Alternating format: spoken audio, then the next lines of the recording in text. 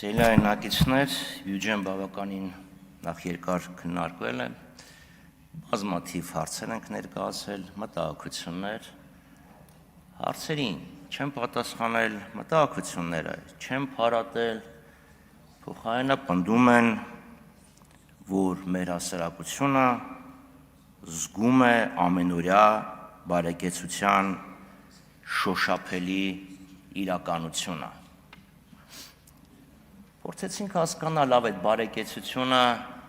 ինչպես է գնահատվում։ Կառավարությունը պարբերաբար նշում է միջին աշխատավարձի ցուցանիշ։ Խոսել եմ, ասում եմ եւ ելի եմ ասում։ Միջին աշխատավարձը ուղերձ է հղում, թե կարծես թե 50%-ը ստանում են մի քիչ ավել, 50%-ը պակաս, բայց մեր մոտ բնակչության 3/4-ը 75%-ը ստանում է միջինից շատ ավելի ցածր աշխատավարձ։ Բնակչության մեծամասնության աշխատավարձը 100,000-ից 200,000 դրամի շրջանակներում է։ Մեծամասնությունը այդ դրական արդյունքը, որի մասին խոսեց պարոն նախարարը, չի զգում։ Բարեկեցության շոշափելի իրականությունը չեն զգում նաև մեր անհուսալի վարկառուները։ 330,000 մարդ ունի անհուսալի վարկ, սպառողական վարկ, իդեպ նրանց մեծամասնությունը,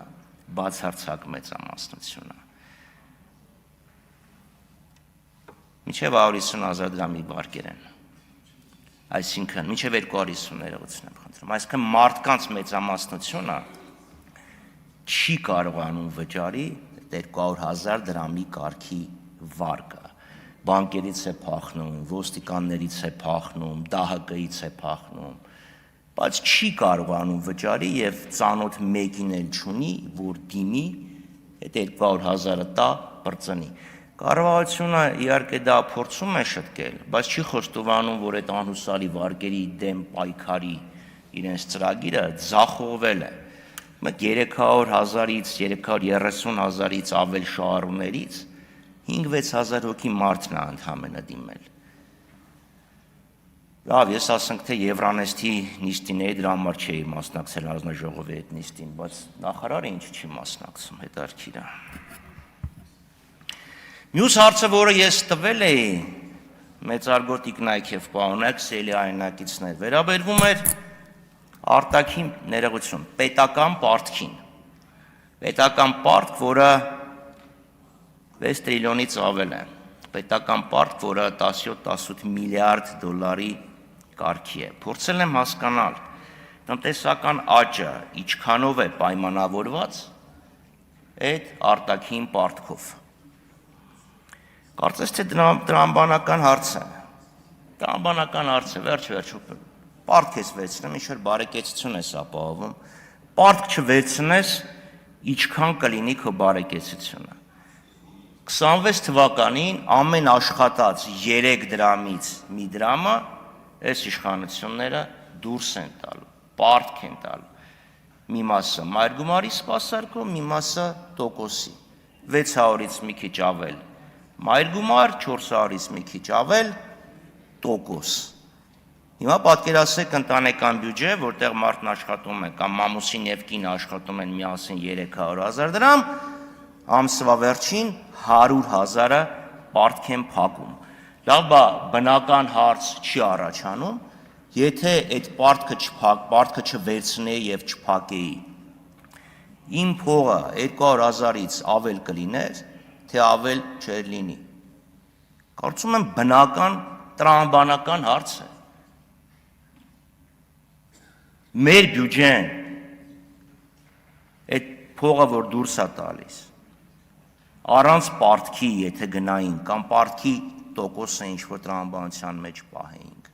ինչքան կլիներ, հնան ինչքան կլիներ։ Ես այդ հարցը տվեցի, պատասխաններ դե դոկտոր, պրոֆեսոր կամ դոկտոր չէինք վարձի այդ հարցը լուծելու համար։ Դոկտոր մի վարձեք, բայց ես ֆրանսիային հատկացված ժամանակում մի խնդիր կարդամ, որը հանձնարարում եմ իմ առաջի կուրսի ուսանողներին։ մագիստրատուրայի։ Դուք ունեք անշարժ գույք առանձնատուն, որի շուկայական արժեքը 250,000 է։ Առանձնատունը դուք անշարժ գույքի գործակալի եք վարձակալության տալիս, ով դերթին Airbnb-ի միջոցով վարձակալության է տալիս Հայաստան այցելողներին։ Անկախ նրանից, թե գործակալը որքան գումար է աշխատում, տարեկան նա ձեզ վճարում է $30,000։ Գործակալը ձեզ խորհուրդ է տալիս առանձնատան Բաքում լողավազան եւ շոգեբաղնի կառուցել, ասելով, որ բայլաված տան տարեկան վարձակալության համար առաջիկա 10 տարիներին նա ձեզ պատրաստ է վճարել 36,000։ Ձեր աշխատներով լողավազանի եւ շոգեբաղնիքի կառուցումը կարժենա 12,000։ Իմաստունի համաձայնվել գործակալի առաջարկի հետ։ Սա խնդիր է, որը ես հանձնարարում եմ, կրկնում եմ, մագիստրատուրայի առաջի կուրսի ուսանողներին։ 10-ից 9 լուծում է։ Այն մեկը, որը չի լուծում, ոչ թե խելքը չի կտրում, այլ որովհետև անգյալա ծուլանում է, չի ասում։ Այս խնդիրը կառավարությունը չի լուծում, չի պատասխանում մեզ։ Այդ հավելյալ պարտքը, որը վերցրել ենք, մեզ ինչ հավելյալ բարեկեցություն է ապահովել, զտեք ներկայացրեք, որ հասկանանք, իմաստունի դակ մտնել, թե չէ։ Չնայած պարտքի հարցը երևի օրակարգային չի այլևս, որովհետև Նիկոլ Փաշինյանն ասեց զենք են կառել, ես ուղղակի ուզում եմ հասկանամ, թե նախարարները, փոխնախարարները, որոնք գալիս եւ ներկայացնում էին վարկային հայտեր,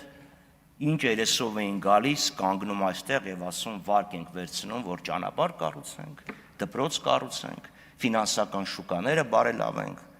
Դա ձեր մեջ խնդրում եմ քննարկեք, վերջը,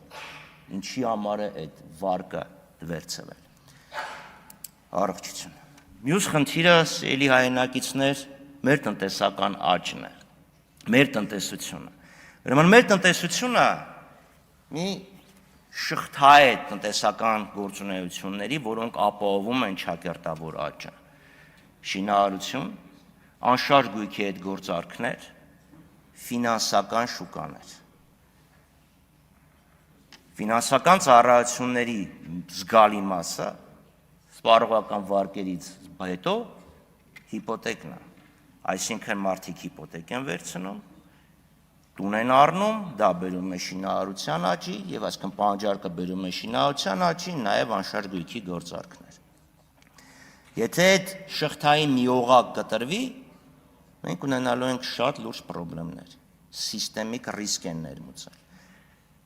Կադաստրի կոմիտեն ի պատիվ իրեն շատ լավ վերլուծություններ է տալիս անշարժ գույքի շուկայի։ Մի հատ նայեք,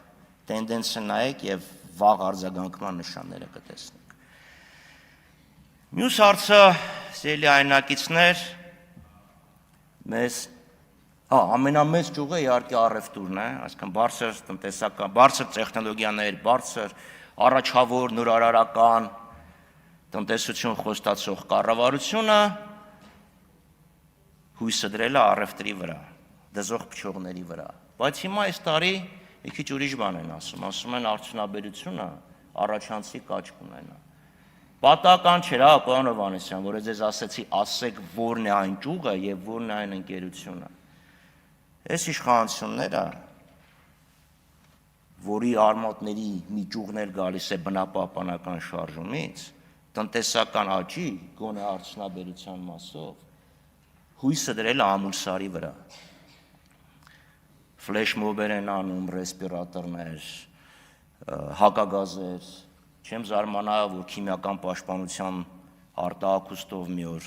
հայտնվեն հասարակության մեջ, բայց այս իշխանությունները ամեն ինչ ձախողելուց հետո հույսը դնում է բացառապես կամ լավ հիմնականում հանքարդյունաբերության վրա։ Այնպես որ սիրելի հայրենակիցներ, մի հավատացեք իրենց այս գոչերին, գոչուններին, թե օդը կեղտոտ է, մի բան պետք է անենք, օդը կեղտոտ է, որովհետև դուք եք կեղտոտել։ Այդ անսանտ շինարարական աճը, որը դոպինգի էֆեկտ է ունեցել տնտեսական, խնդրում եմ ասել, չխանգարեն կամ ավելացրել։ Ձեր տնտեսական գործունեության արդյունքում է կեղտոտվել։ Ձեր տնտեսական գործունեության, տնտեսական քաղաքականության արդյունքում է կեղտոտվել, որովհետև այն անսանտ շինարարությունը որը դոպինգի էֆեկտ է ունեցել կարճաժամկետ, բերել է այս իրավիճակին, որ խցանումները ժամեր են տևում։ Ավարտեք։ Այնպես որ այս կամպանիան, որ սկսել են քարոզչական, սպասեք ինչ որ թանկացումների եւ հերթական սահմանափակումների։